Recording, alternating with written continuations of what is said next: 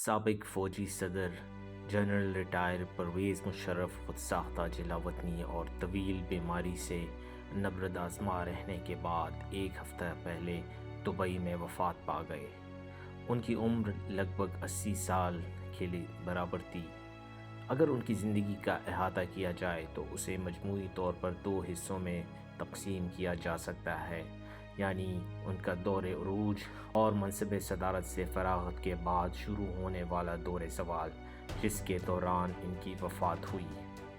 یہ تحریر ان کے دور زوال کا احاطہ کرتی ہے۔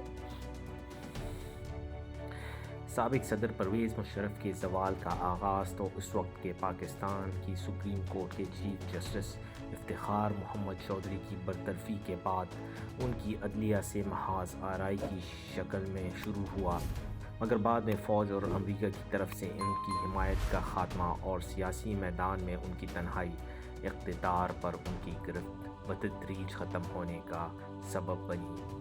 بعض مبصرین کا خیال یہ بھی ہے کہ مشرف کا اقتدار سے نکلنا ہی ان کے زوال کا عروج تھا، لیکن عملی طور پر پرویز مشرف کا زوال ان کی سیاست میں دوبارہ آمد کی کوشش، آئین سے غداری کے مقدمے اور جلا وطنی سے بھی جڑا ہوا تھا۔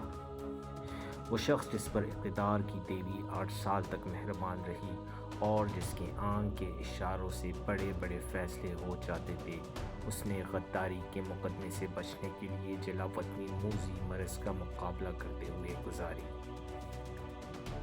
اکتوبر 1999 سے سال 2006 تک پرویز مشرف اپنے اقتدار اور شہرت کی مکمل عروج پر تھے۔ دہشت گردی کی جنگ میں مصروف امریکہ ان کی پشت پر تھا، فوج پر ان کی گرفت مضبوط تھی، اور یہ وہ دور تھا جس میں بظاہر ملک میں کوئی پتا بھی ان کی مرضی کے بغیر نہیں ہلتا تھا۔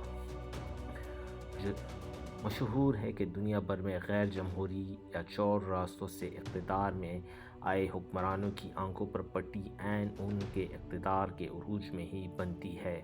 وہ اپنے ارد گرد کے افراد پر انحصار کرتے ہیں اور وہی ان کو تباہی کے راستے پر دھکیلتے ہیں۔ جنرل ریٹائر پرویز مشرف کے ساتھ بھی کچھ ایسا ہی ہوا۔ پرویز مشرف کے اپنے منتخب کردہ وزیر اعظم شوکت عزیز کو چیف جسٹس افتخار محمد چودھری پر اسٹیل ملز کی نجکاری کے خلاف فیصلہ دینے کا غصہ تھا۔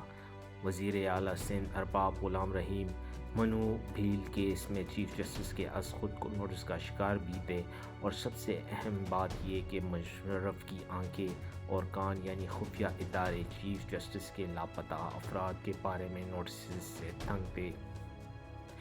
ایک ایک کر کے سب نے جنرل مشرف کی ذہن سازی میں کردار ادا کیا، اور سال 2006 کے آخر میں افتخار محمد چودھری کو ہٹانے کا فیصلہ بھی کر لیا گیا، مگر ایک خفیہ ادارے نے رپورٹ دی کہ چیف جسٹس کو ہٹائے جانے کی صورت میں اس وقت کے ان کے بعد سینئر ترین جج جسٹس رانا بھگوان داس ایک اصول پرست جج ہے، اس لیے ان سے کسی قسم کی توقع نہ کی جائے۔ مارچ 2007 تک سپریم کورٹ کے کم از کم 2 سینئر ججز جسٹس جاوید اقبال اور جسٹس عبدالحمید ڈوگر کو بھی چیف جسٹس افتخار محمد چودھری کے خلاف متوقع صدارتی ریفرنس کے بارے میں براہ راست یا بالواسطہ طور پر اعتماد میں لے لیا گیا تھا۔ جسٹس رانا بھگوان داس نے مارچ کے پہلے ہفتے میں انڈیا کا رخت سفر باندھا تو راولپنڈی اور اسلام آباد میں حکومتی مشینری حرکت میں آ گئی۔ 9 مارچ 2007 کی صبح چیف جسٹس افتخار محمد چودھری کو آرمی ہاؤس میں ملاقات کے لیے بلوایا گیا۔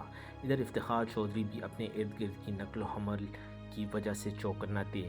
وہ سپریم کورٹ سے آرمی ہاؤس راولپنڈی نکلنے لگے تو جسٹس جاوید اقبال اور جسٹس عبدالحمید ڈوگر نے ان سے خصوصی ملاقات کی۔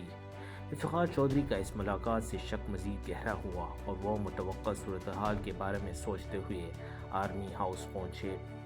آرمی ہاؤس راولپنڈی میں جنرل پرویز مشرف نے اس وقت کے وزیر اعظم شوکت عزیز، ISI کے سربراہ جنرل اشفاق پریزگیانی، DG military intelligence, DG intelligence bureau اور اپنے chief of staff general retire Hamid Javed کے ہمراہ چیف جسٹس سے ملاقات کی۔ افتخار چودھری کو ان کے خلاف الزامات پڑھ کر سنائے گئے اور ان سے مستعفی ہونے کا کہا گیا۔ چیف جسٹس نے استعفیٰ دینے سے انکار کیا تو مشرف کمرے سے نکلے اور کراچی روانہ ہو گئے، جہاں انہوں نے پاکستان نیوی کی ایک تقریب میں شرکت کرنا تھی۔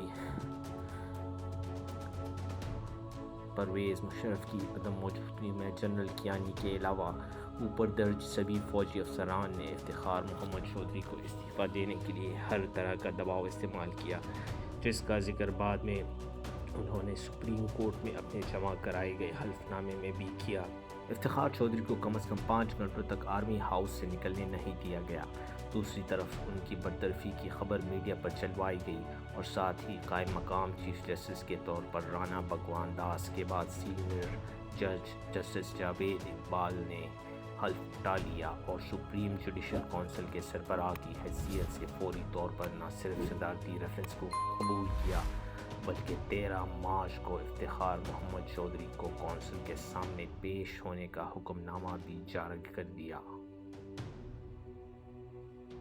ادھر افتخار چودھری پولیس اور سیکیورٹی کے حصار میں آرمی ہاؤس سے نکلے تو انہوں نے پہلے اپنے ڈرائیور کو سپریم کورٹ جانے کا کہا، مگر سیکیورٹی کے دباؤ میں انہیں سپریم کورٹ کی بجائے ان کے گھر پر لا کر نظر بند کر دیا گیا۔